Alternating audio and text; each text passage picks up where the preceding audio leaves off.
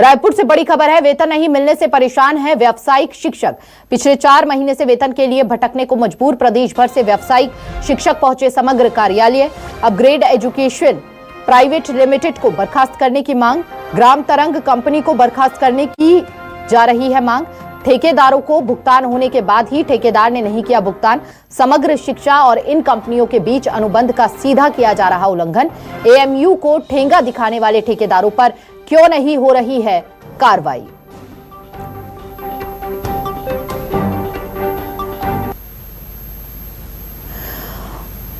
और विशेष संवाददाता सत्या राजपूत हमारे साथ जुड़ चुके हैं। सत्या से जान लेते हैं।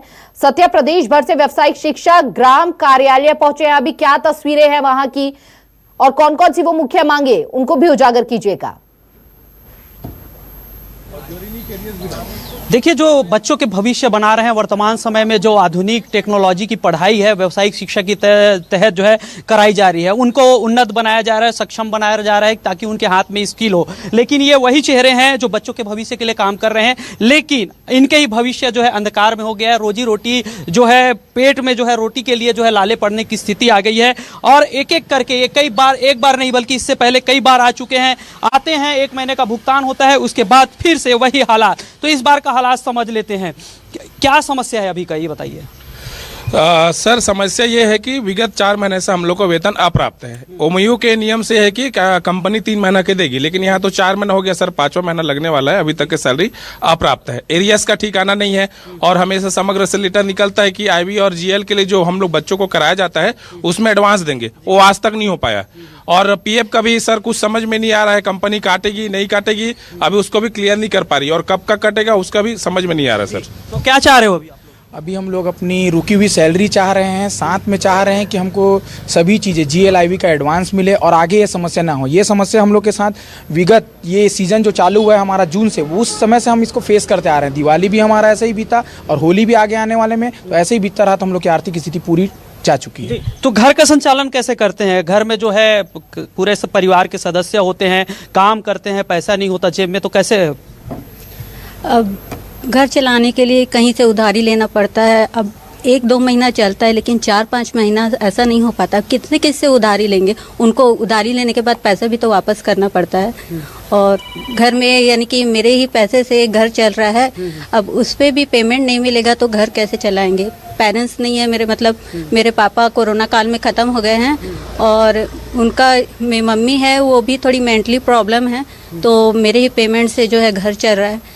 अब ऐसे में पेमेंट नहीं मिलेगा तो बहुत परेशानी हो रही है। तो अब क्या चाहते हो आप लोग, क्योंकि लगातार आप आ रहे हैं, समस्या का समाधान नहीं निकल रहा है?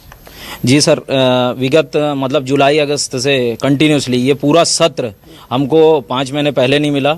दिवाली के रात को 1 महीने का तनख्वाह मिला, फिर इधर 4-5 महीने से कंटिन्यूसली वेतन नहीं मिल रही है। तो सर ये परमानेंटली ये वेतन वाली रोज की समस्या हमारी ख़त्म हो।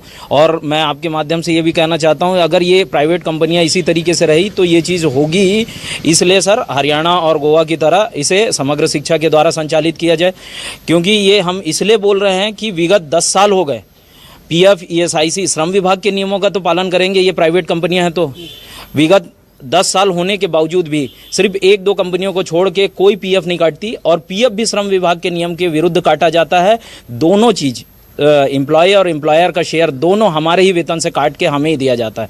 तो ऐसे में आप ना तो प्राइवेट श्रम विभाग के नियमों का कौन कौन से कंपनी पे कार्रवाई की मांग कर रहे हो? अभी हम वर्तमान में सर अपग्रेड कंपनियां जिसको तत्काल बर्खास्त करके हमें विभाग से 179 वीटी है उनको रखा जाए, और ग्राम तरंग के भी 62 वीटियाँ हैं जिनकी भी 5 महीने से अभी सैलरी नहीं आई है, उनको भी हटा के वो कंपनियों को, दोनों कंपनियों को हटाया जाए, अपग्रेड और ग्राम तरंग को, और उसको विभाग से ही संचालित किया जाए सर। और ये संचालन किया भी जा सकता है क्योंकि 2014 में समग्र शिक्षा को डीओ स्तर पे चलाने के लिए लेटर भी निकला हुआ था और चलाया भी गया था 6 महीने तक। तो उसी तरीके से हम आज भी बोलेंगे कि दूसरे राज्यों के हरियाणा और गोवा की तरह इसे समग्र शिक्षा स्वयं चलाए। कौन कौन से ट्रेड में बच्चों का भविष्य बनाते हैं आप, क्या क्या पढ़ाते हैं? सभी ट्रेड का बताइए। जी, अभी हम जो मैक्सिमम है 1188 वीटी मैक्सिमम रूप से ग्रामीण स्तरों पे स्कूलों में संचालित है, जिसमें सरगुजा और बस्तर में मैक्सिमम वीटी है, जो आदिवासी बच्चों को उनके ऑटोमोबाइल है, टेलीकॉम है, कंप्यूटर है, हेल्थ केयर है। कोरोना काल में हेल्थ केयर वालों ने अपना अस्थायी लैब भी दिया था उनको, यहाँ तक ऑक्सीजन सिलेंडर की कमी हुई तब भी वीटीओ ने दिया था, कोरोना काल में ड्यूटी भी किया था। तो शासकीकृत सारे काम करने के बावजूद हमें ठेके पे रखा गया है कंपनियों के माध्यम से, और वो कंपनियां भी हमें वेतन नहीं दे पा रही। तो हम ये चीज़ बिल्कुल आपके माध्यम से कहना चाहते हैं। आपके न्यूज़ माध्यम से पूर्व में भी आपने 9 तारीख को हमको सहयोग किया गया था, आपके सहयोग के तहत हमको एक वेतन दिवाली में दिया, उसके बाद फिर से वही 5 महीने की वही स्थिति। तो आप हमसे ज़्यादा आप भली भांति हमारी स्थिति को समझ सकते हैं। अभी आप देख ही चुके हैं हमारे वीटी किस तरीके से है, 4-4, 5-5 महीना कोई विधारी नहीं चला सकता, और जिस तरीके से 5 महीने की नहीं दिए है, हम परिवार सहित अपने सर पर आग लगा के मरने लायक नौबत आ गई है। तो देखिए कहीं ना प्रताड़ित हो रहे हैं शिक्षक और लगातार मांग कर रहे हैं। और एक सवाल और ले लेते हैं, अधिकारी के पास जाते हैं तो क्या कहते हैं अधिकारियों का सर आवेदन बार बार हम नियमित रूप से देते जाते हैं, कार्रवाई की मांग करते हैं, तो वो हमें सिर्फ एक चीज बोल देते हैं, ठीक है हम आपको तुरंत जाने के लिए 2 दिन में 3 दिन में करा के देते हैं। लेकिन पूरा विगत 1 साल से समग्र शिक्षा के पूरे अधिकारी आंख मूंद करके बैठे हुए हैं। तो कहीं ना कहीं ये बड़ा सवाल ये उठता है कि आखिरकार अधिकारी मौन क्यों है, क्योंकि ठेकेदार और समग्र शिक्षा के बीच एमयू हुआ है। 3 महीने तक अगर शिक्षा विभाग अगर भुगतान नहीं करता है, समग्र जो है विभाग है वो अगर ठेकेदार को भुगतान नहीं करता है, उसके बाद भी ठेकेदार को भुगतान करना है। लेकिन यहाँ तो जस्ट उल्टा हो रहा है, भुगतान करने के बाद भी जो है ठेकेदार इन शिक्षकों को जो है भुगतान नहीं कर रहे हैं। अब हालात, इनका माली हालत ऐसा हो गया है कि किन किन से उधारी लें और कहां जाएं। अब देखना यही है कि अभी तक किसी अधिकारी ने कोई संज्ञान लिया है, इनकी मांगों को सुना है?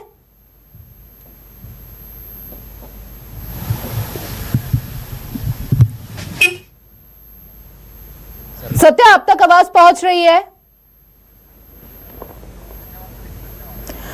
तो तकनीकी कारणों के चलते संपर्क टूट गया है। और फिलहाल बहुत बहुत शुक्रिया सत्या आपका तमाम जानकारी साझा करने के लिए।